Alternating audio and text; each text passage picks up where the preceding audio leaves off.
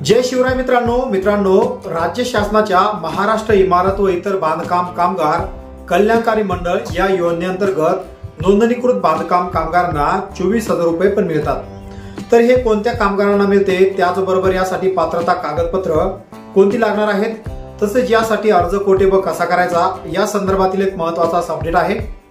तर मित्रांनो, व्हिडिओला सुरुवात करण्याआधी चॅनलवर तुम्ही नवीन आला असाल चॅनलला सबस्क्राइब करून बाजूला असलेल्या बेल आयकॉनला प्रेस करून घ्या। अशाच प्रकारचे कामाचे आणि महत्त्वाचे योजनेचे व्हिडिओ तुम्हाला सर्वात आधी भेटत राहतील। तर मित्रांनो, आता नेमकी काय आहे अपडेट, चला व्हिडिओ सुरू करूया। तर मित्रांनो, बांधकाम कामगारांच्या मृत्यूनंतर त्यांचे विधवा पत्नीस किंवा स्त्री कामगाराच्या विधुरपतीस दरवर्षी 24,000 रुपये आर्थिक सहाय्य मिळत असतं। तर ही मदत सलग 5 वर्षापर्यंत मिळते, मात्र प्रत्येक वर्षासाठी स्वतंत्र अर्ज करणं आवश्यक आहे। तर अर्ज करताना F02 हे ऑप्शन निवडायचं आहे। या योजनेचा उद्देश म्हणजे मृत बांधकाम कामगारांच्या कुटुंबातील आर्थिक स्थैर्य आणि आधार देणं आहे। तर ही योजना फक्त नोंदणीकृत बांधकाम कामगारांच्या कुटुंबातील लागू आहे। तर या योजनेतून लाभ घेण्यासाठी आवश्यक कागदपत्रासह अर्ज सुद्धा सादर करावा लागतो। तर सर्वप्रथम या योजनेचं नाव काय आहे, तर F06 विधवा विधुरपतीस 24,000 रुपये आर्थिक मदत योजना मिळत असते।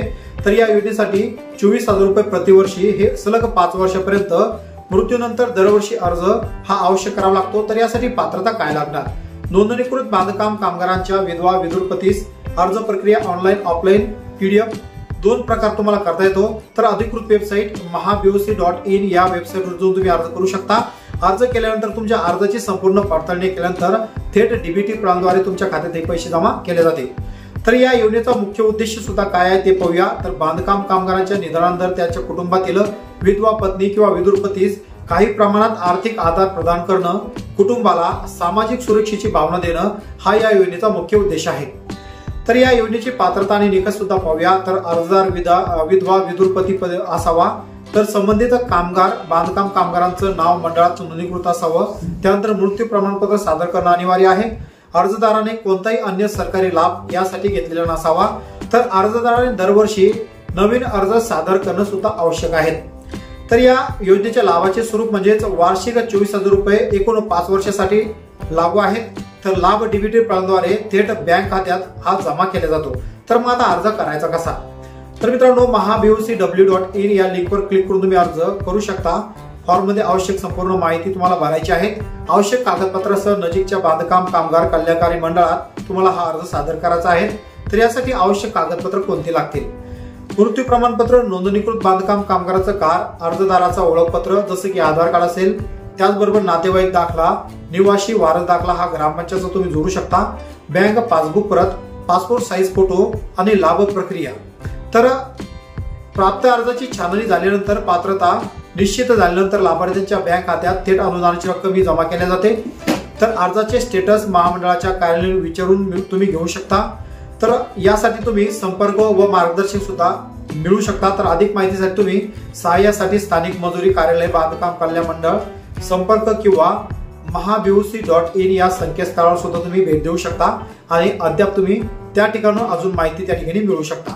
किंवा तुम्हाला जर या योजनेसंदर्भात कुठल्याच प्रकारची जर माहिती नसेल तर तुम्ही ऑनलाईन सेंटरवर जाऊन CC सेंटरवर जाऊन किंवा बांधकाम कामगार जे जिल्हा ऑफिस असतं जिल्हा ऑफिसमध्ये जाऊन किंवा प्रत्येक तालुक्यामध्ये आता स्वतंत्र बांधकाम कामगार ऑफिस सुद्धा उघडण्यात आले आहेत, त्या ऑफिसमध्ये जाऊन सुद्धा तुम्ही चौकशी करू शकता। आणि तुम्ही जर विधवा असेल विधुर असेल तर अशा प्रकारे दरवर्षी 24,000 रुपयाचा लाभ तुम्ही थेट DBT प्रणालीद्वारे तुमच्या खात्यामध्ये हस्तांतरण सुद्धा करू शकता। तर तुमचे आजूबाजू जर कोणी असा बांधकाम कामगार असेल की ते काम करत असताना त्यांचा मृत्यू झाला किंवा विधवा महिला असेल तर त्यांच्या पतीचा मृत्यू झाल्यास किंवा जे बांधकाम महिला असेल त्यांचा मृत्यू झाल्यास त्यांना 24,000 रुपये हा अशा प्रकारे लाभ मिळू शकतो। मित्रांनो, हा व्हिडिओ त्या बांधकाम कामगार मित्रांपर्यंत पोहोचवा ज्यांना खरोखर बांधकाम कामगार योजनेची गरज आहे। त्याचबरोबर तुम्ही अद्यापही बांधकाम कामगार मजूर आहात तरी पण तुम्ही या योजनेची नोंदणी केली नसेल तर तात्काळ नोंदणी करून घ्या। आणि बांधकाम कामगारांच्या पाल्यांना सुद्धा शैक्षणिक स्कॉलरशिप सुद्धा दिल्या जाते। तर अशा प्रकारे प्रत्येक योजनेचा लाभ तुम्ही घेऊ शकता। अशा प्रकारे प्रत्येक योजनेचा लाभ मिळवण्यासाठी आपल्या चॅनलला तुम्ही सबस्क्राइब करून बाजूला असलेल्या बेल आयकॉनला सुद्धा नक्कीच प्रेस करून घ्या।